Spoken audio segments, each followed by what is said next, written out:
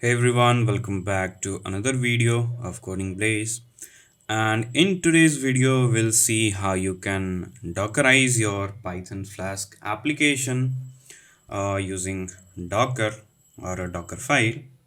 So let's see how you can Dockerize. And before continuing, make sure you like and subscribe to our channel.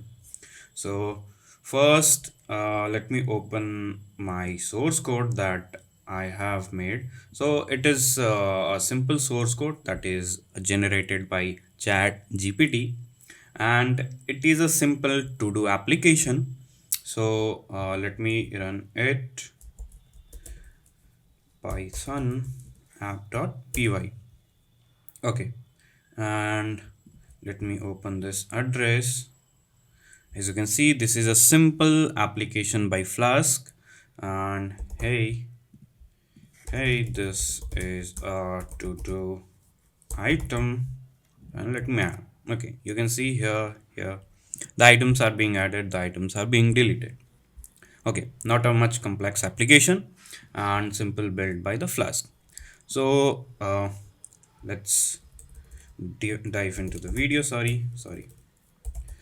You can dockerize it. So before dockerizing, make sure you have Docker installed inside your computer. So just write docker.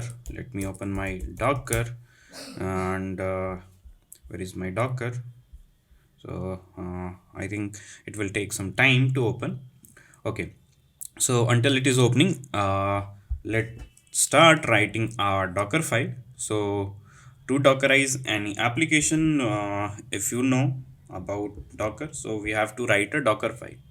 So we'll write a Docker file and make sure there is no any extension. It's a simple like Docker file, and D is a capital letter. Okay, so now we'll write one by one. So very first thing, the image that we are going to use is the Python. So I will use from and the image name, that is Python, and Python version is 3.8, and image type is the Slim Buster. All right. So the very first thing that Docker is going to do is it will pull this image and install it inside our container. Okay. Now, the next thing that we have to make a directory inside our container. So we'll simply write work directory, and the directory will be my Flask app, or you can write app, or whatever you find a suitable name for your application directory, you can write there. Okay, and we'll see where you can find that directory inside our Docker. So when you have created a directory, we now need to copy the files that I mean the source code. Like this is my source code app.py, this is my requirements.exe. So these all are the requirements that need to be inside the container for make our container running. Okay, so now the very first thing that we have to copy is our requirements.txt, because it contains all the dependencies that needs to be installed inside our the container to run our application, because these are the libraries, external libraries, which don't come with the Python pre-install. That's why there is a requirements.txt. Okay, so for copying, just only write copy, and source is requirements.txt, and destination will be, of course, requirements.txt. So the very first line is going to install a kind of operating system or a environment, create an environment of Python of this version, and after that it is going to create a directory, or you can say a folder, that is going to be created with the name of app, and inside that folder, inside that directory, the requirements.txt is going to be copied. Okay, fine. Now the requirements.txt has been copied. Now the next thing that we have to do is to install the the libraries or the dependencies. So we'll run some command, that is run pip3. So when you install the Python, by default it will be installed as a Python 3, and pip will be installed as a pip 3. Okay, so you have to run pip 3 install dash r and requirements.txt. Okay, now this line simply says that you have to install all the requirements from this txt file. All right, now when the libraries are installed, what you have to do now, you have to copy all the source codes, like copy dot and dot. Okay, so all this source code is going to be copied inside our container to make our application app running. Okay, so the very first requirement was library, then it was the source code. So now the source code is copied. So dot means every files will be copied, and dot means at the current at the current directory of the the container. Okay, now if you know about Flask bit, so there is a service and it runs on some port, because uh, generally you see in networking, if you start any service, so it needs to be run on some kind of port. It has some port value. Okay, so our app is running over port 5000. By default it runs over 5000, so I have not mentioned that. Okay, and I have mentioned a host 00. I will tell you later why this is host 00. Actually, not later, let's discuss this. So host 00 means it will be also hosted over your current IP address. Means suppose you are connected to a Wi-Fi and you want to share your application locally over that Wi-Fi, so you can share over the over the IP address. So for that I have used host 000. Okay, all right, now copy has been done. Now what we have to do, we have to expose our port. So the by default port is 5000, so it will expose the 5000 port to our computer. Now we have to run a shell command, like we are using terminal here. So it is a terminal of our computer, local computer, but inside the computer, inside the container, there is a dedicated terminal, or you can say a command line. So we'll use cmd and we'll copy, not copy, we'll execute some commands to make our application running there. So we were using Python app.py. So of course inside we will also use Python app.py. So Python comma app.py. Make sure white spaces are not there.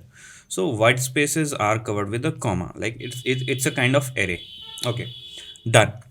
We are done with the Docker file.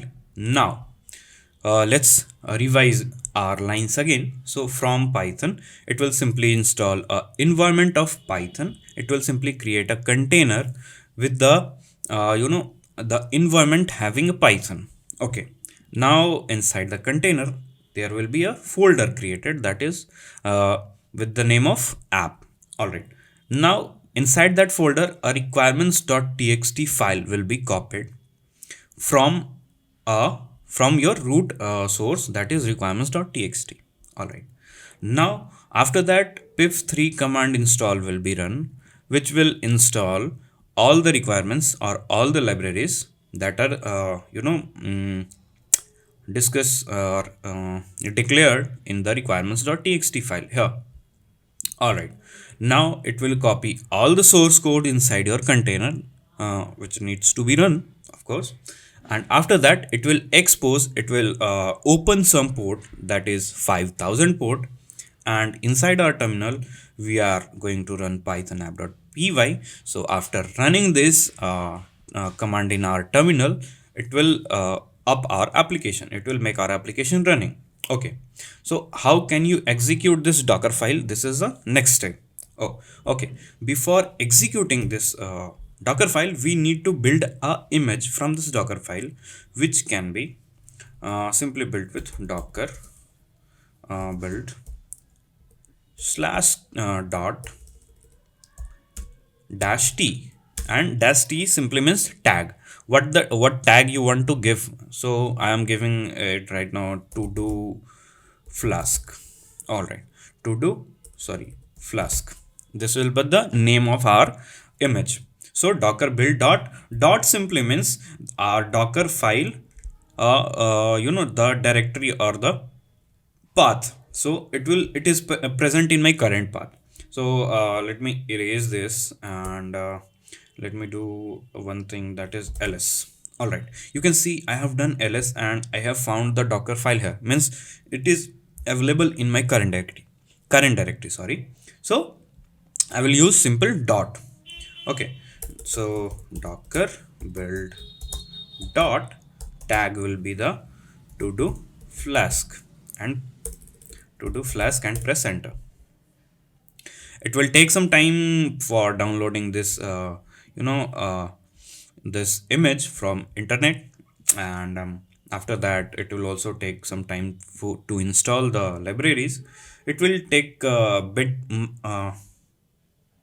as you can see, it is built, the docker images are built. So you can list it with docker images, and you can see to do Flask has been created, and the size is 124 MB, and it is created 11 seconds ago. All right, very good. So now the next thing that we have to do is to run this image.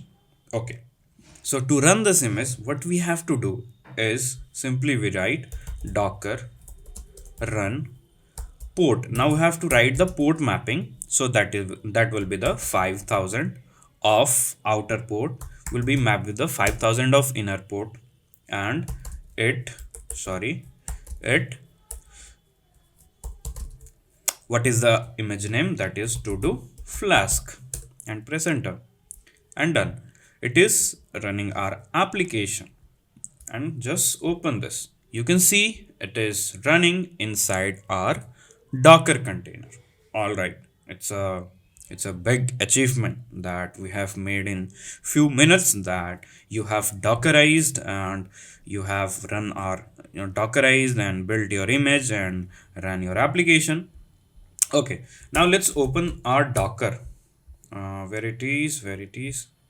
uh, I can't find the Docker. It is not opening right now. I don't know why this is not opening, but let me open my new terminal, and let me do docker ps. So it will show all the running containers. So that is to do Flask, and it is running, and it is up from 45 seconds, and ports are this is the inner port, and this is the outer port. So this is inner port means this is the port of the container where the application is running, and this is the port where the application is exposed inside our computer, where we can find it. All right, so that's all for this video. In the next videos, we'll see how you can push your image to Docker Hub, and how you can deploy your Flask application over different platforms like Render, Google Cloud Platform, and Amazon Web Services. We'll see all of these things, but firstly we'll see how you can push your images over Docker Hub, and we'll also see what is Docker Hub. So that's all for this video, guys. Make sure you hit the like button and the subscribe button. Meet you soon in the next video. Thank you so much.